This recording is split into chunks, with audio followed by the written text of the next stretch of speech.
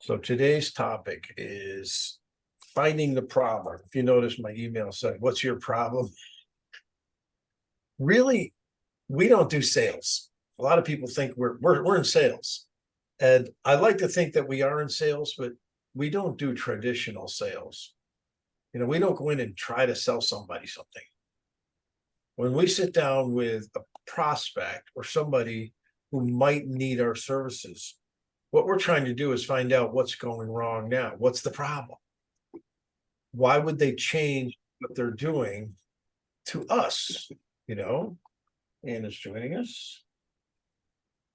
And I've got it. I don't know if she's got her camera on. Anna, are you there? She gave me this mug. So what we're doing then is we're not going in as a salesperson, we're going in as a consultant. Tell us what's wrong. And all of our four T's, trust, truth, transition, and transparent transition, is all about fixing problems and finding out if we're the right people to fix it. And this is true for you, Kyle. I mean, I know printing is a different world than HR, but even so, if people are going to change printers, it's because something's wrong with the printer they're with, right? Or if they're not going to go down to Kinko's and get their printing done, or Well, we had a guy actually call up thinking we were like a Kinko's and had to break the news that's not what we do. Well, do you still have the iGen? No, that's gone. We got a different type of machine like that now. Okay. Well, for a while there, you were online Kinko's, with the iGen. So, I mean, that's a horrible thing to say about an iGen, but it was very close. Well, by the way, we digress into printing. So, what we really want to do is sit down with somebody like after we establish bonding rapport, we set expectations, we level the playing field. Now we're just two people talking, or two parties talking, or somebody on one side of the table, somebody on the other. And the whole point of the rapport and setting expectations is to get us on the same side of the table virtually. We may be still sitting across from each other, but what we're going to do is like turn the computer this side and we're all looking at it together. We're looking at the problem. Now we're examining the problem and we're finding out what the problem is exactly, how bad it is, how long it's been going on, how much is it costing them not to fix it, and will they get in trouble if they don't fix it? I'm going to get into some questions we use to find that out. It's called a pain funnel because David Sandler called it that. And it's nice and graphic. You think of pain. He calls it pain-based selling. I don't think it's selling. I think it's finding out what's wrong and then fixing it if we can. And if not, tell them we can't fix it. But of course, before we go into that, does anybody have, I know Richard had a big loss last week. Yeah. How long were you in the hospital?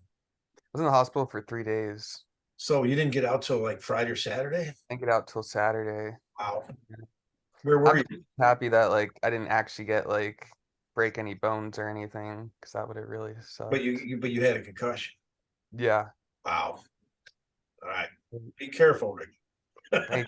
Yeah, I'll definitely make sure that my friends are more responsible, even though it wasn't really his fault.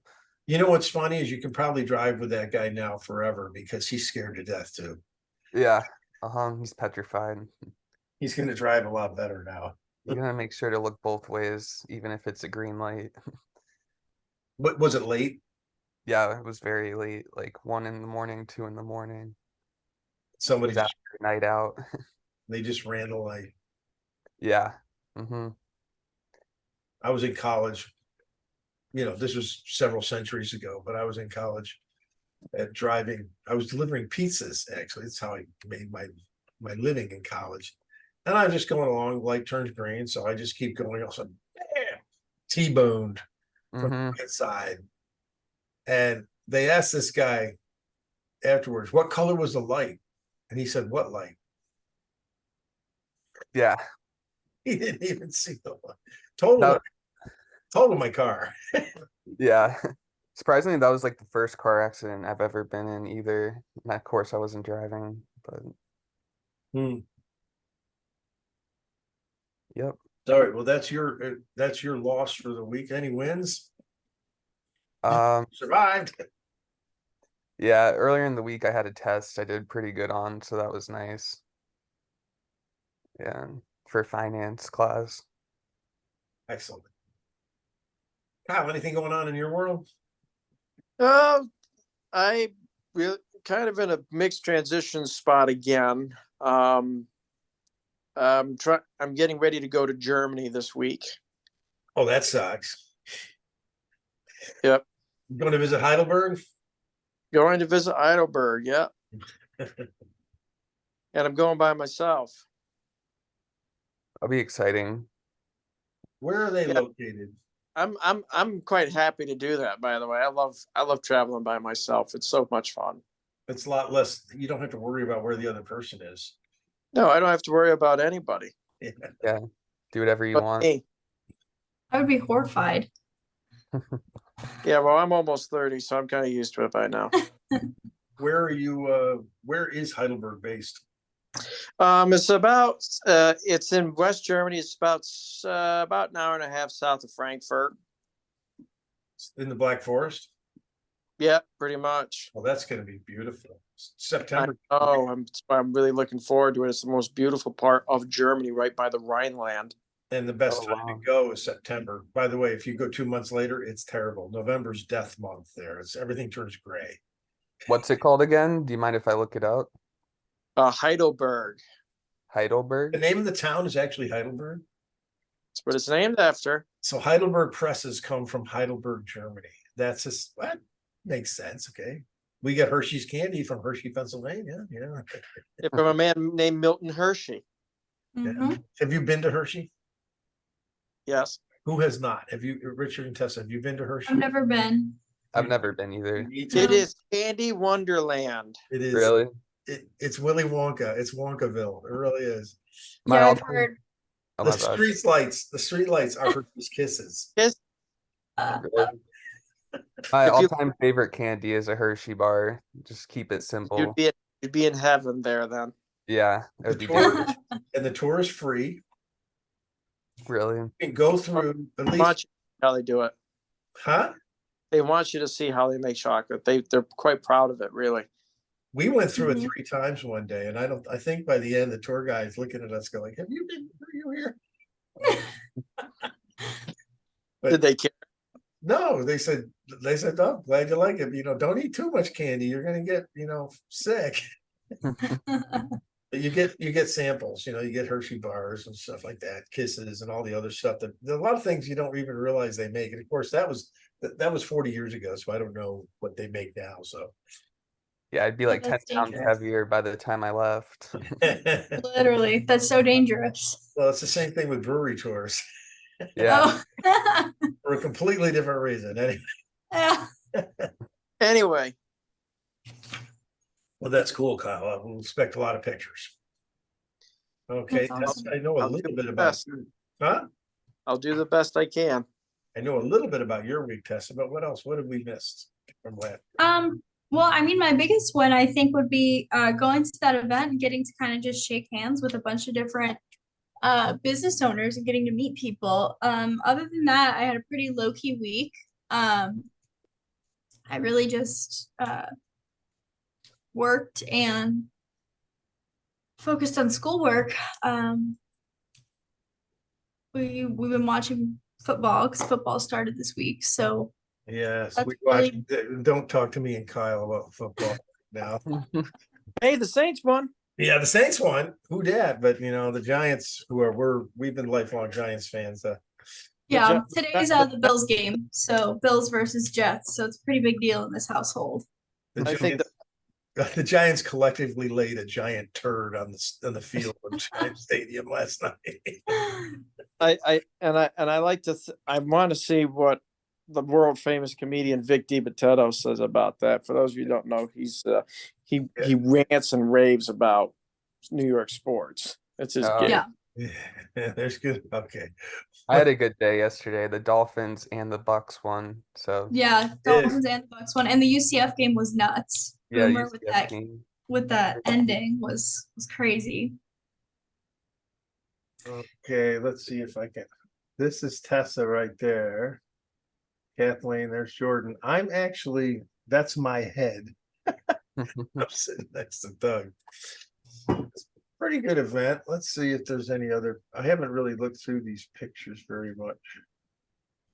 These are the Valencia students who got scholarships. Look at these two guys. Jeez.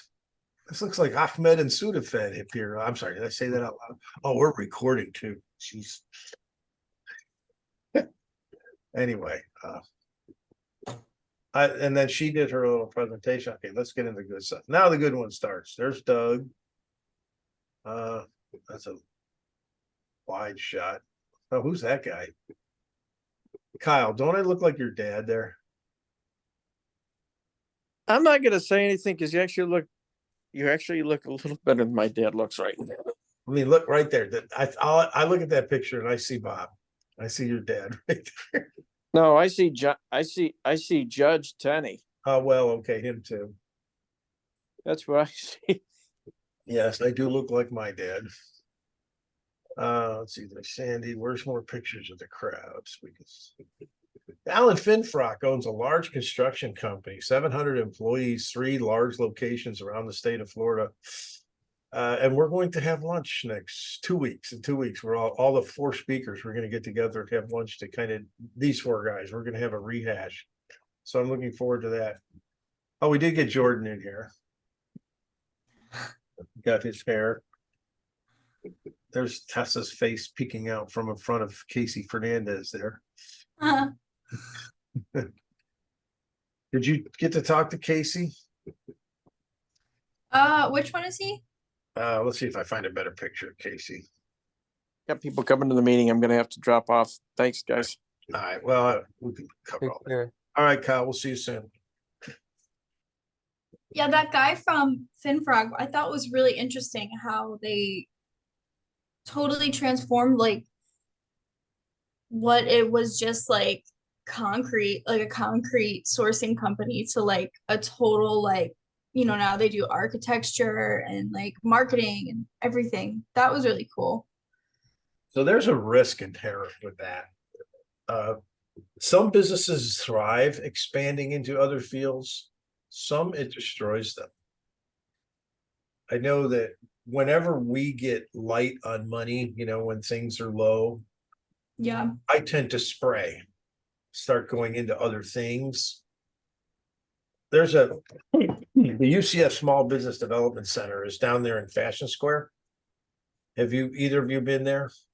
Mm-mm. If you're looking at Fashion Square, all the way to the left side there's a parking garage, which has always got lots of room.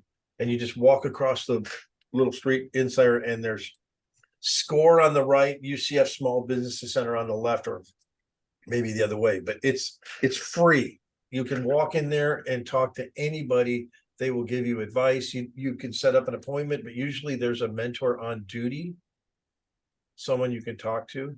And Kathleen and I, now this is 25 years, maybe not that long ago, but 20 years ago when we started our business, somebody said you should go talk to the UCF Small Business Development Center, the SBDC. So we went in and sat down with this guy named Jerry Ross. And we were talking to him about what's going on. And he grabbed a pad of paper about this size, legal size. And he said, well, so what do you guys do? And he just started writing down all the things. So what else do you do? Okay. And he was writing down all the things that we could do. And at the end, he held up 3 pieces of paper. He goes, John, I think I see the problem. In other words, we were trying to be the master of all, jacks of all trades, but master of none. Right. What I do appreciate about what Alan's done and what he said, if you remember, he said he hired expertise. Mm-hmm. Each field. When they went into a new field, they went out and hired the best people they could that fit the culture. So that's just a little business tip. If you are going to expand into other fields, make sure you're going to be the best in that field. Yeah. I had I had a marketing guy working with me back in like 07 or 08. His name is Rick Namey. He was sort of a local hero. He'd been on a lot of local TV commercials. He and I actually did extra work for Universal. So we were both on what's that, like Star Trek Under the Ocean? What's that called? Sequest. We were both on Sequest several times. I'm in several episodes.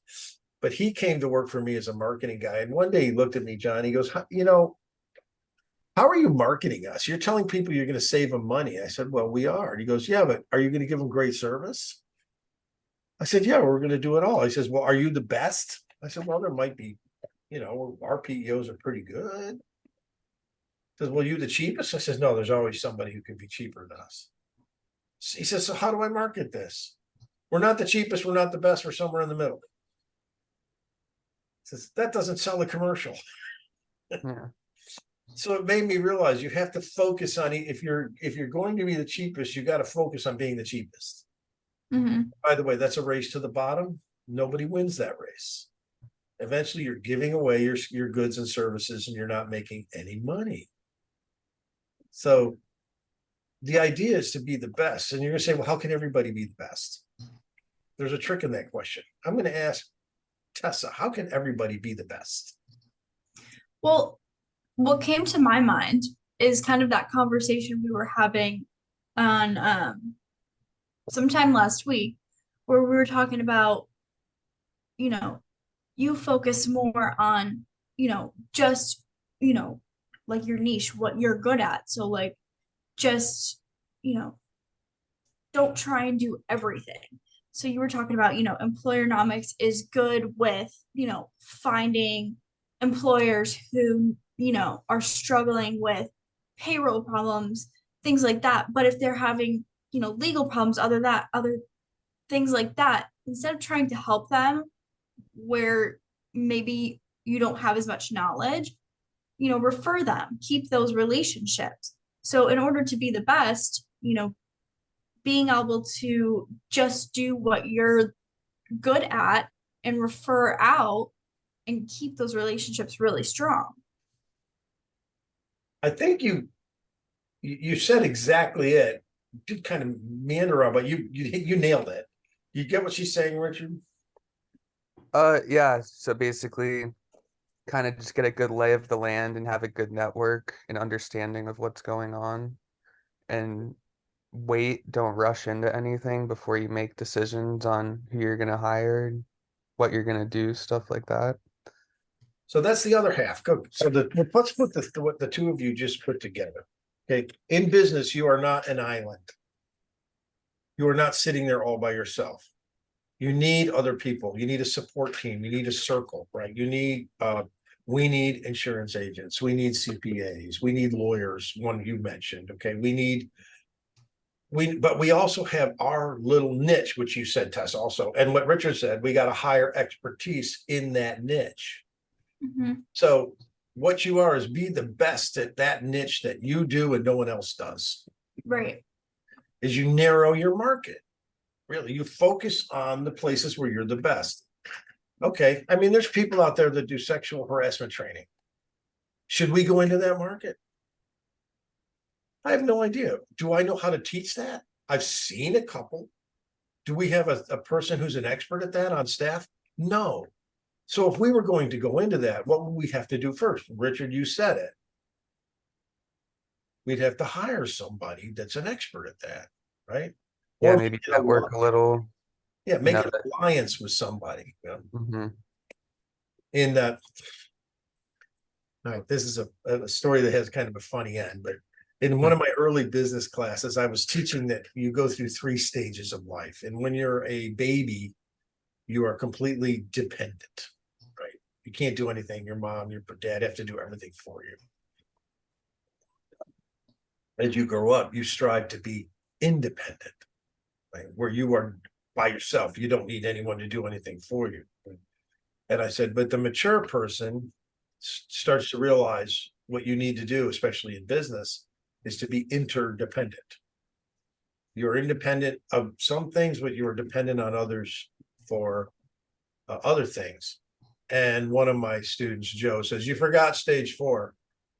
and this is a joke, but he says, I said, what's that? He goes, depends. He ruined my whole story. Yeah, it definitely was a light ending. I was actually gonna ask, you said you met with like the UCF Small Business Creation Group or whatever it's called. Development Center, SBDC, Small Business Development Center. Is that like a free resource for alumni? Free for anybody. Anybody can walk in there.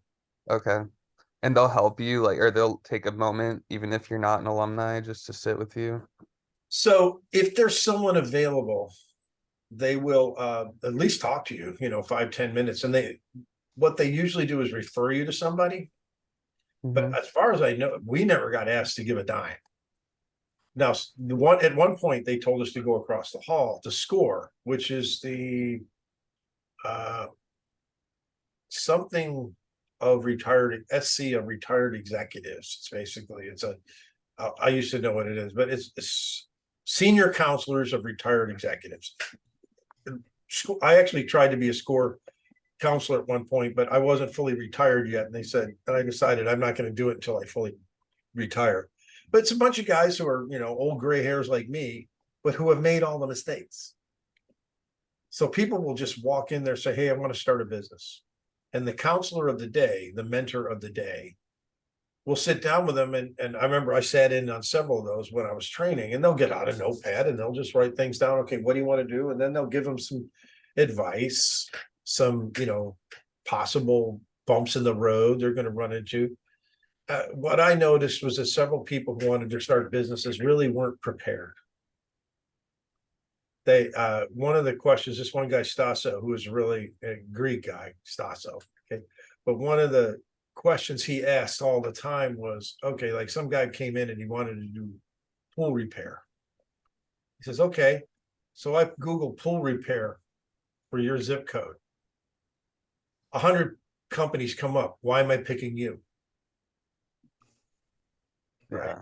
So, and isn't that just what you and Tessa were saying before? We got to have our niche. Mhm. You got to have, is there a particular pool you repair? Is there like certain brand of filters that you're an expert on? Something like that. You got to have something which sets you apart from the crowd. And everybody needs to have that. Okay, so it's compartmentalized is another way to put it. And Tessa, you were dead on. What we try to do here is stay in our lane. Remember, that's what Melissa said Friday. We got to stay in our lane. If we get outside our lane, what happens? Well, if we start acting like property and casualty agents, now I'm a PNC agent. I have my license. I have a 220 license. And I'm appointed in several carriers. I could write you a car insurance policy. Progressive would love it if I wrote you a car insurance policy. What happens if I do that, though? I don't know. Yeah, Well, I actually don't know. we work with agents who write car insurance policies. So you're losing their trust a little bit. Yeah, suppose they find out I'm writing car insurance policies. Hmm. Well, they're going to go, why am I going to send anybody to you if you're going to take Commercial Auto away from me? That's a profit center for agencies, by the way. Home and auto is two of their largest profit centers, and general liability, I guess, is a big profit center. Workers' comp can be. Now, I have written direct workers' comp policies before, but it's after I've talked to the agents I work with and say, do you want this? And some of them will say, no, that's not my field. Go ahead, you take it. And some of them have said, yes, I'll take it. I go, here you go. And I don't even ask for anything in return. I'd rather have them owe me. Yeah. And you can even say that, like, okay, Richard and I, we're good friends. I could say, Rich, you owe me one. Hmm. Right. And you'll remember that. I owe you one, right? Yeah, I would get you in the future. And so maybe with Tessa, I don't know her quite as well. I said, Tessa, I'm sure if the situation were reversed, you would do exactly the same thing for me, wouldn't you? Yeah. Didn't I just say the same thing? Mm-hmm. You now owe me one. Yep. And business at times is about paying people back for what they did for you, good or bad. I try not to pay back bad. I just stay away from it. Yeah.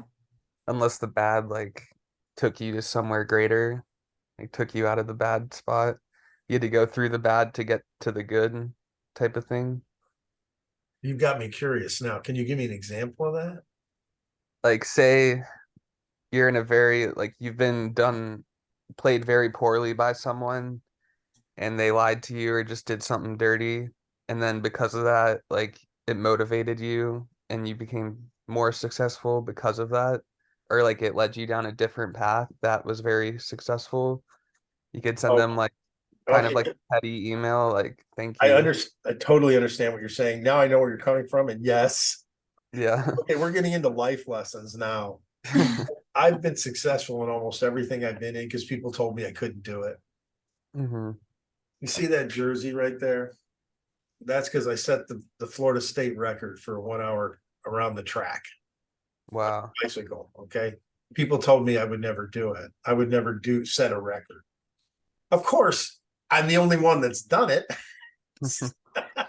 Yeah, no one else can talk now. Yeah, but there's other situations, I mean, the doctors told me I would never run again. I had acute arthritis or reactive arthritis in my 20s. And they said, you're going to be, have on good days, you'll be able to walk, and on bad days, you'll be on crutches. Sorry, you've got this. They used to call it Reiter's syndrome, but they don't talk about Professor Reiter anymore, or Dr. Reiter, because he was a Nazi, and Nazis can't do anything good. True, I guess. But so it's now called reactive arthritis. And I had it and I've just said, I'm not tolerating that. So I went out and ran. I asked the doctor, can I go run? He goes, can you? It's going to hurt like hell. I said, but is it going to damage anything? And he said, well, no, I don't think it's going to damage anything, but it's going to hurt like hell. I said, I'm doing it anyway. And I went out and the first mile hurt like hell, as he said. The second mile started to tone down a little bit. By the third mile, I felt fine. I did a 3 mile run and I went back in. And about an hour later, it hurt like double hell. But I said, you know what? I'm doing it again tomorrow. And the next day I went out, first mile, hurt like hell, but it started wearing off. I noticed I was not as far along as I was when it started wearing off the other day. Second mile felt great. Third mile was like, it's gone. Of course, an hour afterwards, hurt like hell again, But I did this 5 days in a row. And by the end of the fifth day, there was very little pain. Now it still comes back once in a while, but I just run through it or ride through it or whatever it is I have to do. But they told me I'd never run. I've run 2 marathons and several half marathons. I did a bunch of triathlons. So yeah, that's very motivational when someone.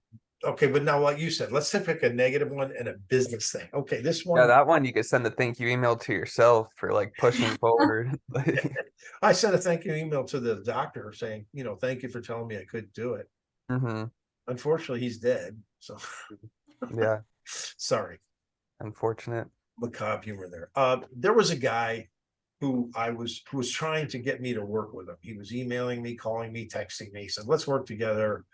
I never actually physically met the guy. He's down in Naples. And he said, come on, we can work together. And he said, here's a client. Help me with this client. And I helped him with his client.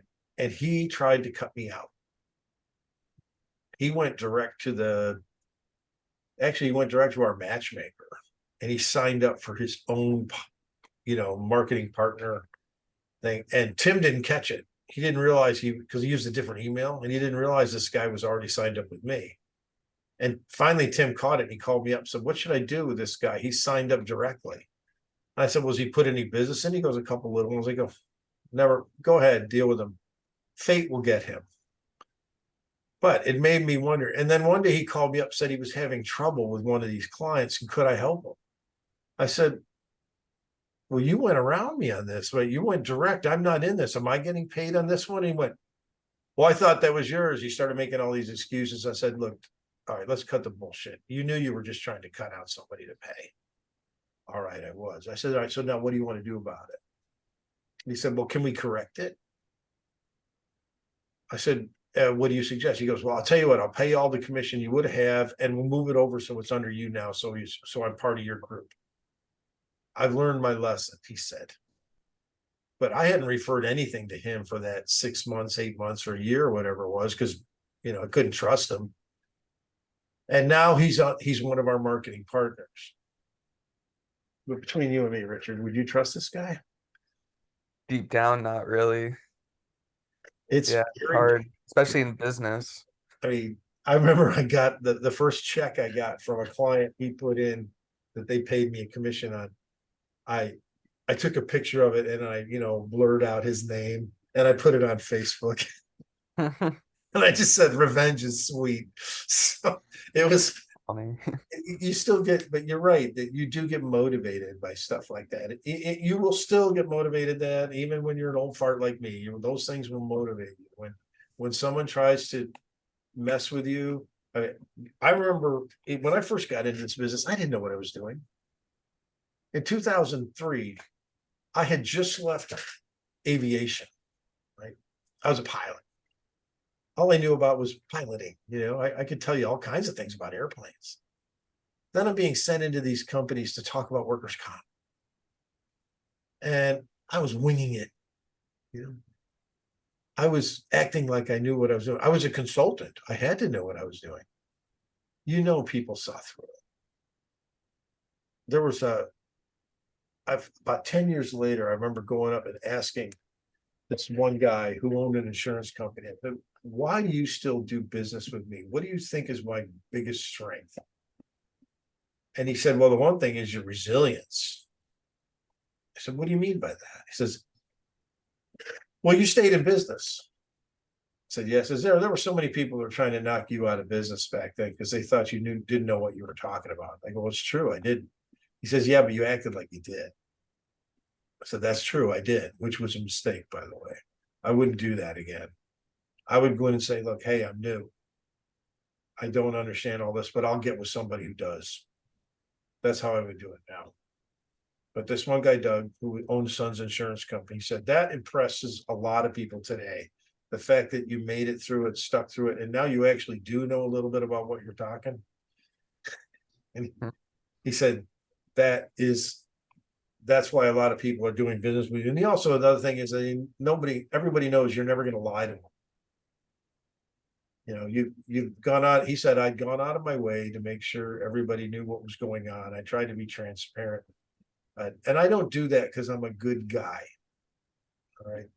That might be one of the reasons, but that's not the reason. You know what the real reason is?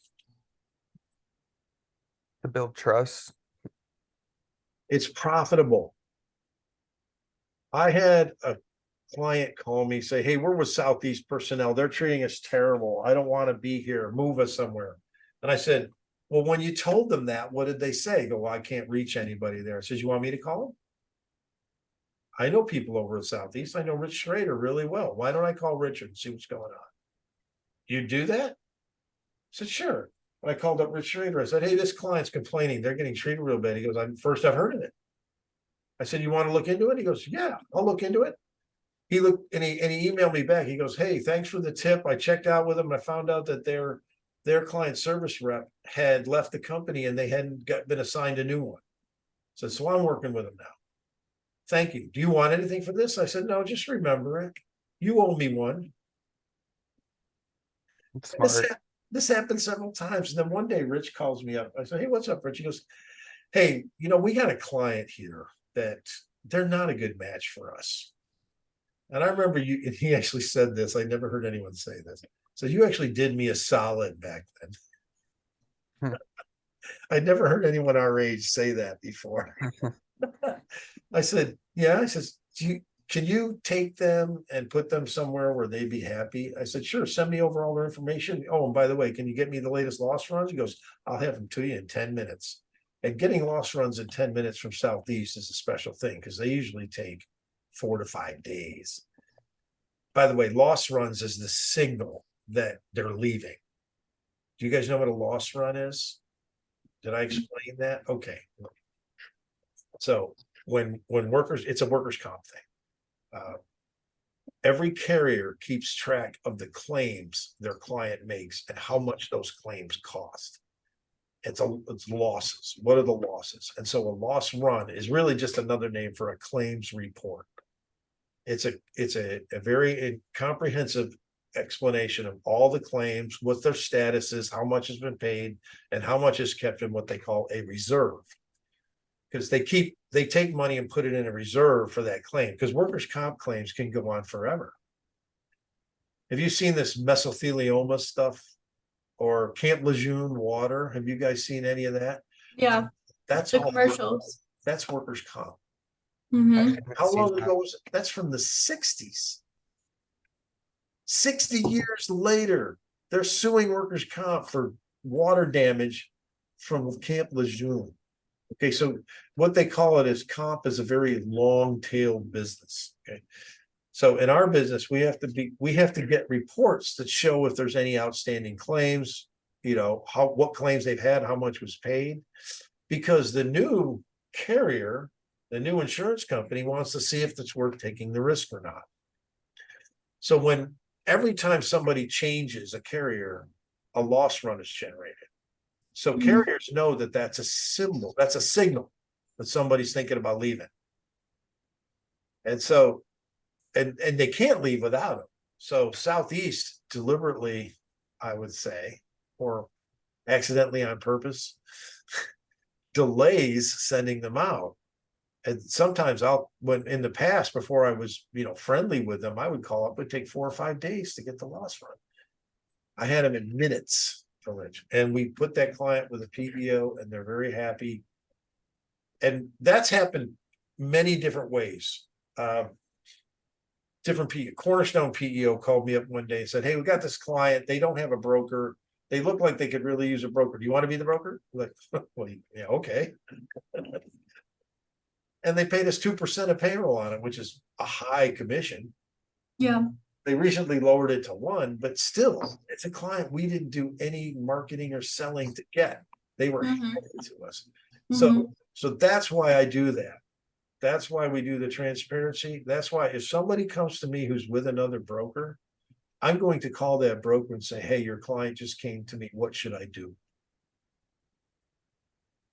And they'll say, "Why are you calling me?" And I'll say, "Because I expect you would do the same for me." And it has happened. Other brokers have called up, said, "Hey, one of your clients just called us, as a courtesy, Wow. want to let you know we're dealing with them."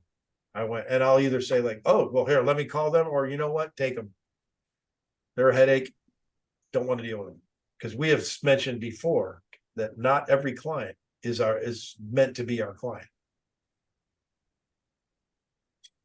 Yeah, I think trying to do business that way just sets up a better reputation because, for other businesses that would, just do dirty business and just take the client themselves and do it their own way, they're not going to have a good reputation. And I wish I could say that makes a difference, but it doesn't always, Really? because it still happens. Yeah. People still steal from us. People go out there and just what we call, chop and shop. They'll go in and go, "Hey, we can save you 10 cents on the dollar or something." Yeah. And people will switch. All of a sudden, someone will be gone, not getting a commission from somebody. And no one told me, which they're supposed to by our contract. And I'll call them and go, "Well, hey, what happened?" "Oh, well, some ADP person went in there and took them." And guess what else happened 6, 7 months later? Yes. They're not happy. Yeah, they leave the company. Some of them call back and say, "Hey, we made a mistake. Yeah. We thought we were saving money, but get us out. Save us, please." That must be a good feeling. It's very hard not to say, "I told you so." Yeah. It really is. I always try to act stunned. "Oh, really? But they're not doing a good job? That's a great company. I mean, that's why you went to them, right?" "Well, we went to them because they were $1 cheaper." "Oh, Oh. and and it's so hard not to be like that. Yeah. Oh, they were $1 cheaper. Oh my, it's so hard not to be cynical and sarcastic. I've got to be real. So, well, Yeah. so they didn't. So tell me why. Tell me what they didn't do. What was not the good job? And now we're into what today's topic is, and really getting to it is pain.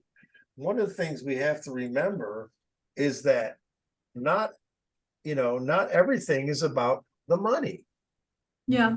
Or sometimes it's not about today money, it's about money down the road. You can go get something cheaper today that costs you more down the road, right? Yep. Have either of you ever bought something that was the cheapest and it ended up costing you more later on? Probably. Realize the cheap route's never the way to go. The cheap what? The cheap route is never the way to go. Okay, Realize. there's situations. I bought a used car once that was real cheap. It was only $1,200 for a Voyager van. $3,500 in repairs later, it finally ran on the road. Nice. Most people have a story. So that's why one thing to remember when we're asking these questions, and I'm going to talk about pain, is that it's never the money. It's never the money. You have to dig deeper and find out, because everyone will say, well, if the price is right, if we can save some money, and that's because we're taught not to trust salespeople, aren't we? Right. Also, there's this thing in Americans particularly, where they have to feel they got a good deal. You ever who's done that? Who has a new car? Who's had a new car in the last few years? Either of you had a new car, Richard? Mhm. Have you seen somebody with the same car? Yeah. And did they say, hey, what'd you pay for it? Not someone that I actually talked to. I've seen it on the road before though.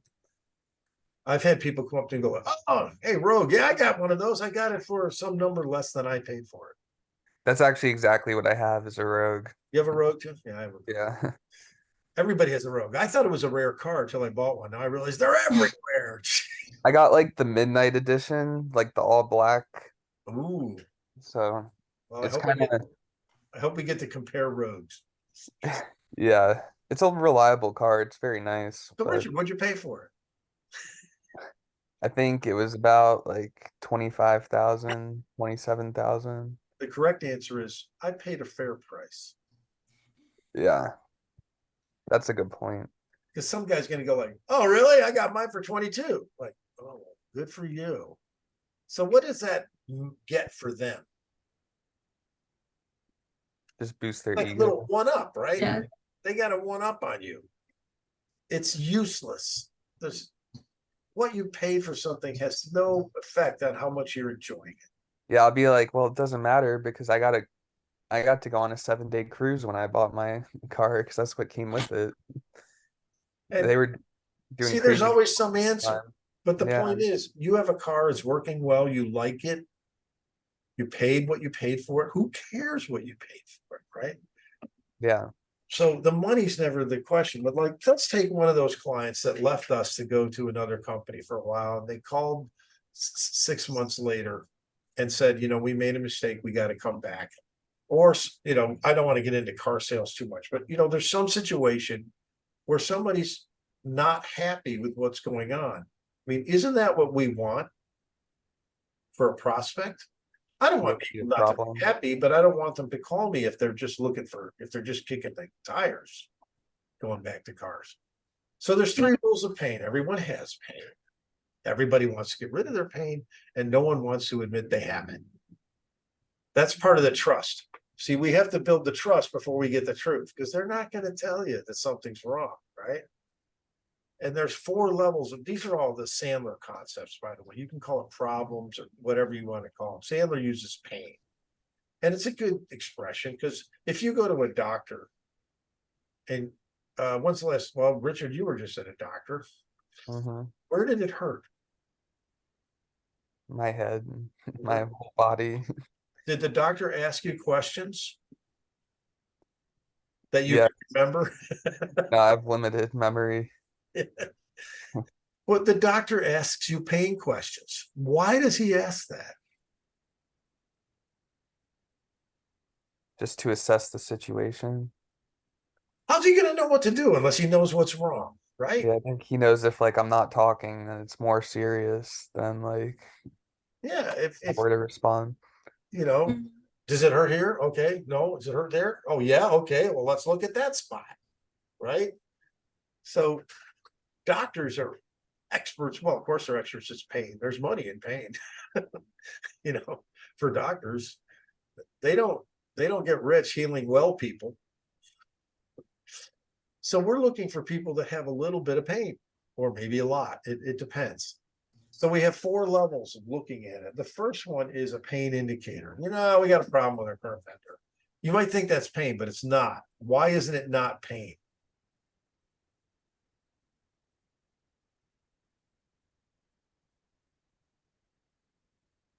I don't know. If they're working with someone. Well, it's not pain because it's not specific. They aren't telling us what's wrong. They're just saying something's wrong. We want to know the specific pain. You know, think about switching, not happy. We consider other options. And though my first question is going to be, tell me more about that. Right? Now it's time to start drilling down and finding out what the pain is. By the way, write that down. Tell me more about it. That's the first question. It may be of a different form. It might be why, or what's making you think of that, you know, but it's going to be of the form. Get more information. Tell me more about it. Okay. Another thing is when we get to the surface pain, like, well, our vendor screwed up on our payroll. You think we've ever heard that? Yes. Of course we have. It's one of the most common things we hear is they screwed up our payroll. Am I just going to go, oh, we can fix that? No. No, because what don't I know? Any of the details. Yeah. So here's the second question. Like impossible not to if you don't have the details. So here's the second question. Can you be more specific? Give me an example. You know, it's been 6 weeks and they haven't fixed it. Can you be specific about that? What do you mean they haven't fixed it? Have they tried? You know, but I want to get into specifics. And the reason is because we want them to tell us what's really going on. And a little psychological thing, we want them to experience it in their mind that this is a problem. Because if they don't think it's a problem, they probably won't try to fix it. And a few of our questions, getting down into the quantified pain, are going to be what we're going to use later to justify fixing it. So how much did it cost not to fix this? You know, you had a payroll problem. Do you have an idea how much money it cost you with that payroll problem? You know, so these are the quantified numbers. You know, we're starting to get down to a number. We're down 10 grand. They say probably. By the way, I never accept probably. If someone says, we probably lost 10,000, and I would say, and probably means, you know, maybe, probably, all those things are wishy-washy. We definitely want people to be committed. Well, if you had to put out a number, what do you come with? 5,000. Okay. Now I have a number and it's their number. They told me it cost them $5,000 a month, or it's costing them $5,000 a month. Now I know I'm getting up to our next part, which is budget. How much are they willing to spend in it? Well, if they're losing $5,000 a month, wouldn't it make sense they would probably spend something up to, but not quite 5,000 to fix it? Okay. And the final level, the fourth level, is personal pain. Hey, Richard, you're telling me your company's losing $5,000. If your boss knew this, he wouldn't be angry, would he? Of course. All right, well, let's make sure he doesn't find out.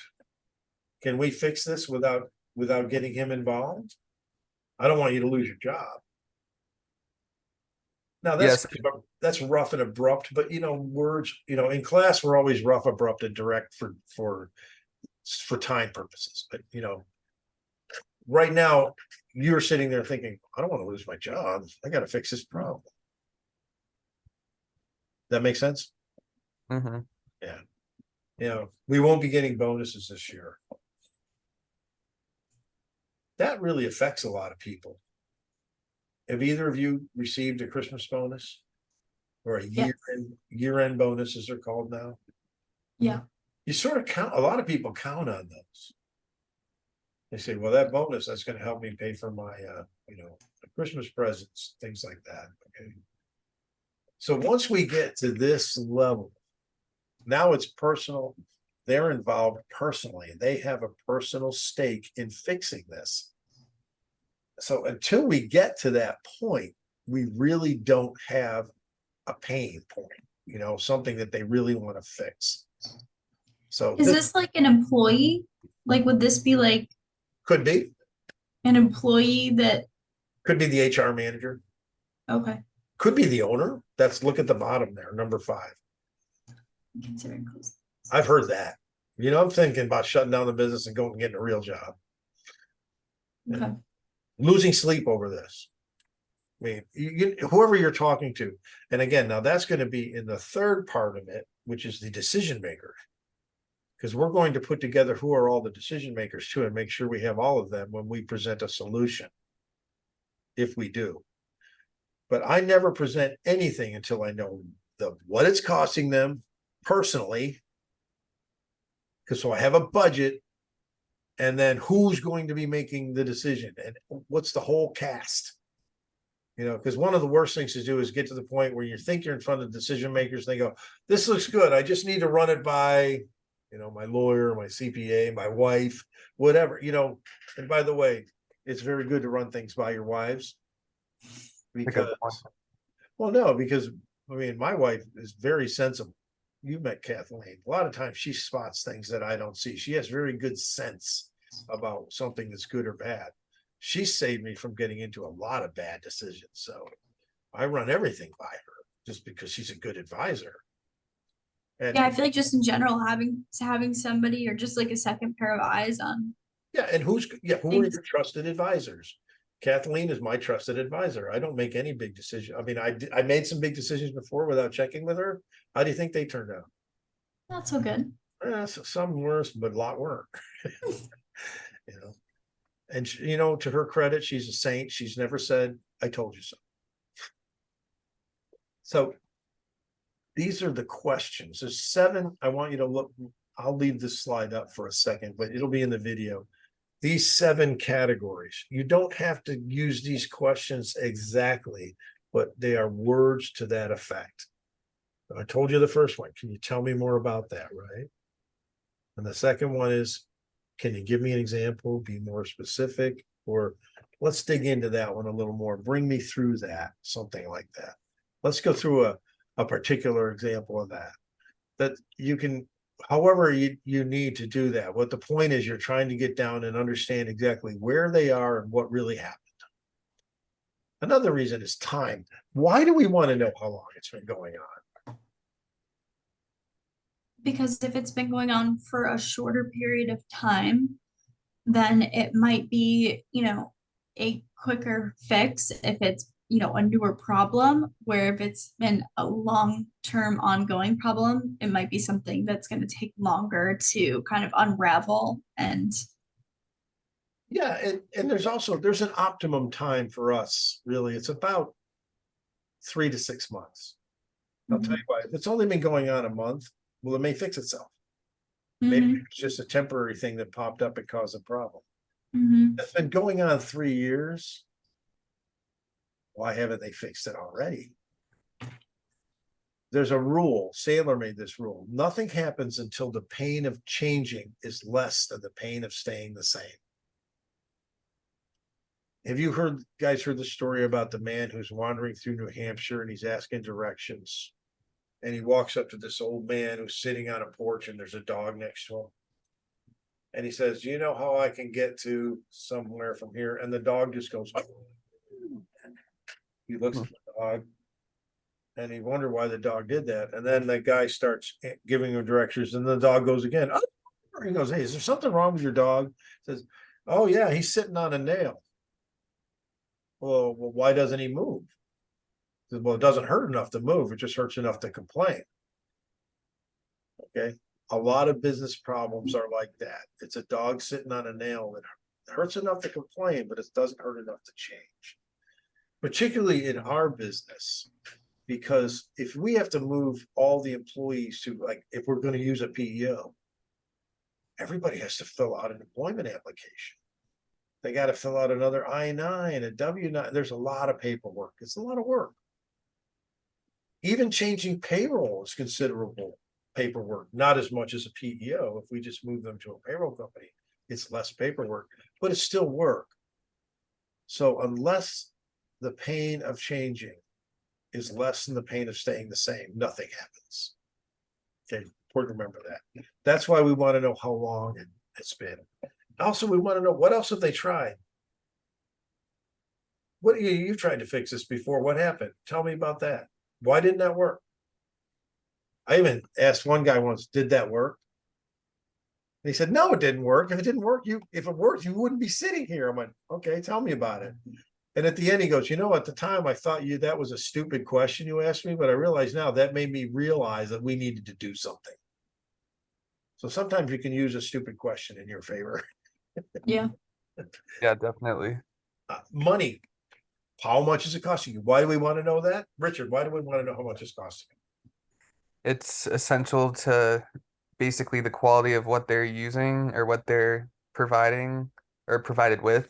And it kind of just gives you the option of like, okay, I mean, obviously there's going to be cheaper alternatives probably, but maybe you're using the cheapest alternative and that's just not smart for this company. Very more in depth than I was looking for, but correct. Tessa, what's the simple answer?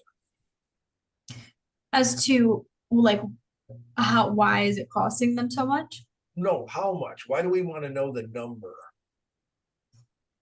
So that we can reimburse, like help them to get the money back. Well, also it's so we know their budget. We want to know how much they're willing to spend to fix it. Okay. This is going to be essential when I tell you down the road, I'm going to tell you guys that we don't give out proposals. A lot of people look at us, how can you do business if you don't give out proposals? That's how I'm going to tell you. Once we know how much it's costing them, I'll go to the decision makers. They'll say, okay, we've got this, and this, and it's costing you this much money. And you are all here to make the decision. If I can fix it for less than it's costing you, what do you want to do? That's my close, by the way.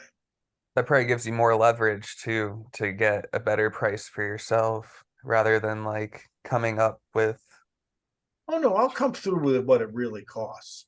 One guy told me, look, I will spend $2,000 a month to fix this because it's costing me $3,000. If you can do it for $2,000 a month, I'll do it. I called him up the next day. I said, Mike, I got good news and bad news. What do you want first?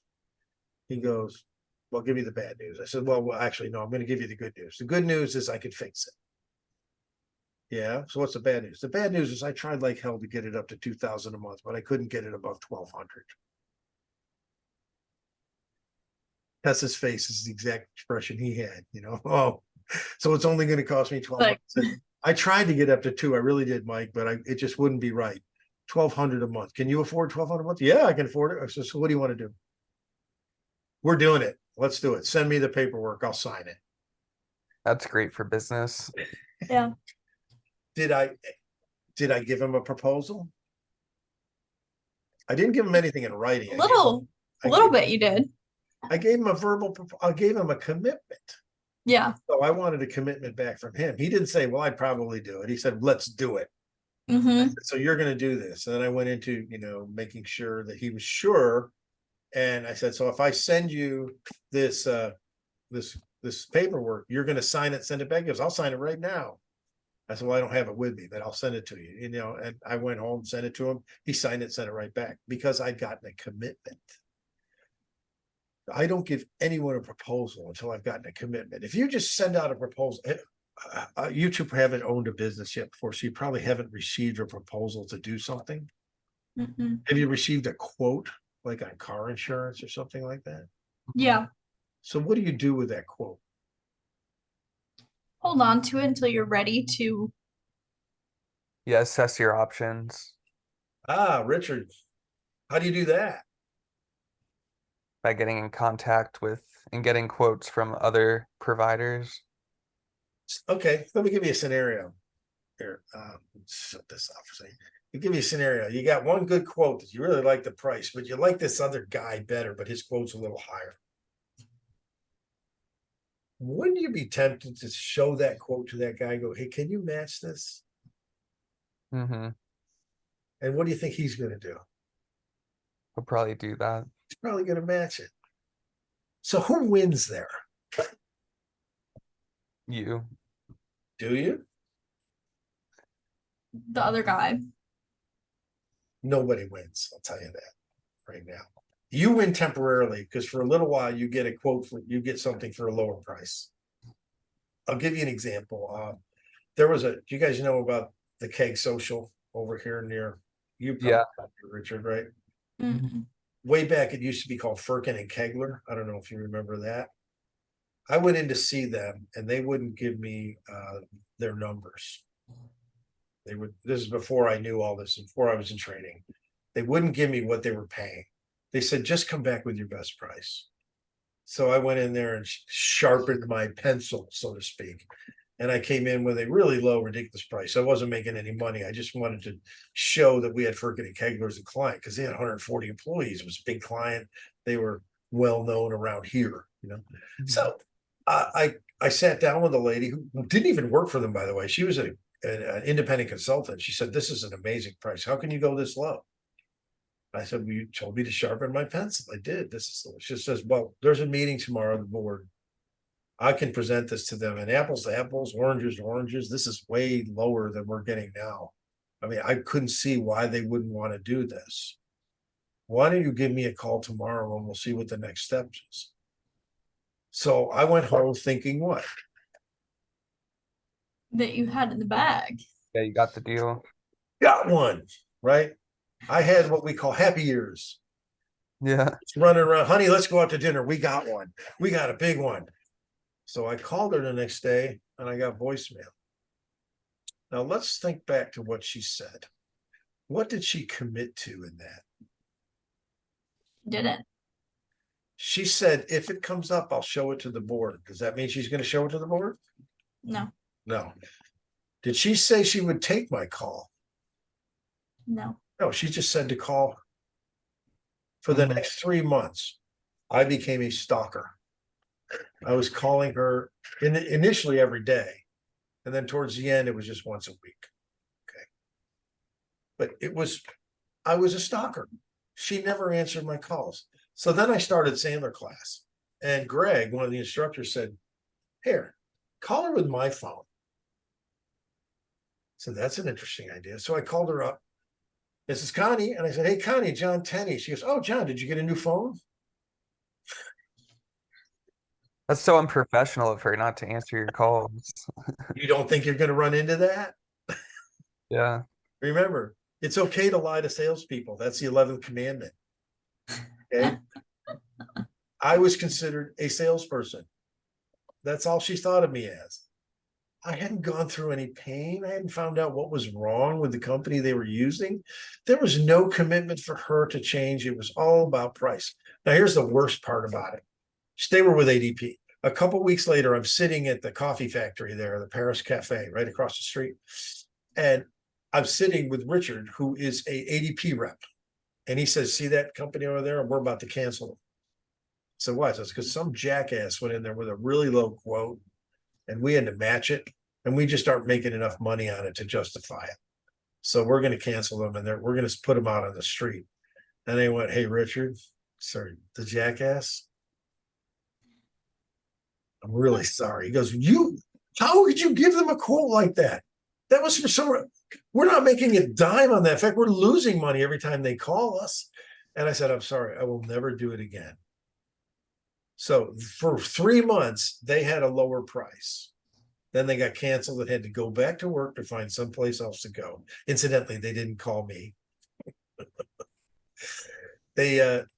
He lost money. How much did I make? Nothing. Big donut, right? I made nothing, although I did get a lesson out of it.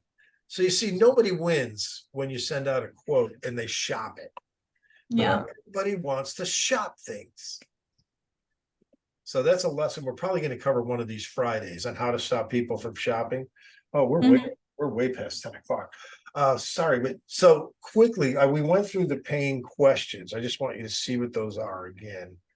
I would like you to learn those, memorize them. or a form of them. Make up your own version. On Friday, we'll talk about, I'm gonna ask you, give me the 7 categories, the 7 pain categories. They're tough to memorize. I still have people today that have been with me for years that haven't memorized them yet. But really, this is essential to getting to the truth. And also later on, coming in and getting the client if they belong to you. Okay. And it's not just employer-nomics. This is sales. And it's how to sell without selling. We really want to find out what they do wrong and whether we can fix it, or what situation they're in that's not good, and can we fix it. I will, in the email for the video, I'll send a copy of this page. Well, I'll just cut and paste those. Put them on a piece of paper above your monitor. If you're in a Zoom with somebody, you can look up there and go, I had a pad. Here it is. I had a pad made up. I don't know if you can see that. It looks like a white pad, right? But look really closely. Can you see them? Here, I'll stop sharing. Can you see the questions? Oh, yeah. They're very fit. Sandler made these pads and I got them. So I'll be sitting there and you're looking at the pad. You can't see the question, but I can. A little reminder. Okay, before we take off, by the way, in an hour, we've got less than an hour. We've got Michael Murray coming in to talk to us about the employee retention tax credit, the ERTC, ERC. It should be very interesting. I'd really like it if you could both be there. It's not required, but it would be nice if you could be there. Did you send the link for that? I did. Did you not get it? I just sent it again a little. Oh, it's still saying it's trying to send it right now. Did you send it a couple days ago? Yeah. I think I did Just get it. got it this morning. It's not this room. It's the only time we use a different room because we invite people from the outside. And this is our outside. This is the inside room. That's the outside. That's the porch. Okay, before we go, quick takeaways. Richard, what are you taking away from today that you didn't know? Big takeaways are I have like a really good idea now. I thought you did a good job of like progressively going through the steps of how to get to the specific problem. The 7 pain indicators I really liked as well, but I thought like the question aspect, like, hang on, just give me 1 second. It's called the funnel, the pain funnel. Yeah, just like having them be more specific and kind of breaking it down, which like I knew before, like it works like that, but it's nice seeing it clearly like that. Good. So I'll expect you to have those memorized Friday. Of course. How about you, Tess? Quick takeaway. I like the concept of not shopping and not like learning how to not, have that salesy approach and not doing quotes, but getting, those verbal commitments and getting agreements, so that you are making those relationships with a potential, prospect, By and far getting the to the mo- bottom of those, And what? getting to the bottom of those, deep-rooted problems. Getting business without sending out quotes. It's one of the concepts that traditional salespeople have the hardest thing grasping when they come here. Yeah. How can you do it without giving out quotes? Because they're used to doing the BQH method, we call it bid, quote, hope. Put out a bid, get a quote, hopes they take it. Mm-hmm. They're used to showing up and presenting, show and throw, spray and pray, or become a vomiteur. Let's go, basically just, blah, blah, features and benefits. But what we do is with pain-based consultation, we want to find out what's wrong before we even decide whether we're going to look at it. If you notice, we'll get through the pain, the budget decision. We haven't given them a solution at all. Not till, and we haven't written anything that we're not putting people to work, making quotes, making proposals, things like that. I mean, you still get people who will ask you for a proposal.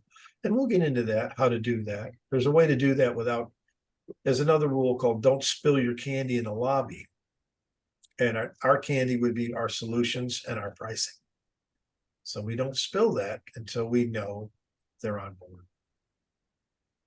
Okay, so Friday, I hope Melissa's feeling better by then. She's got a fever. But we'll be meeting, its standing time is 11. Is that good for both of you? Yep. Of course, next week, we're probably going to revisit this just a little bit, but I also want to get into establishing the budget and why it's important to know what the budget is. Because If I, oh, sorry.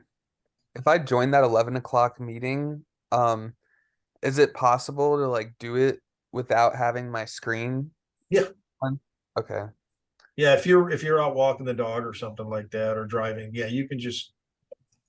I have just it at really I just want 11:30. people there for Michael. I want big numbers so he sees that I actually, I did invite a lot of people. I would just like him to think that some of them actually cared enough to show up. Yeah, I have something at 11:30, but I could probably go for like the first 30 minutes. It might even be done by then. Okay, because it really, I'm just gonna talk for a little bit, then I'm gonna introduce him, and then he's gonna take over. He said he only has 15-20 minutes worth of slides. Okay. I have to call my internship professor Let me for stop the recording and we'll get into that.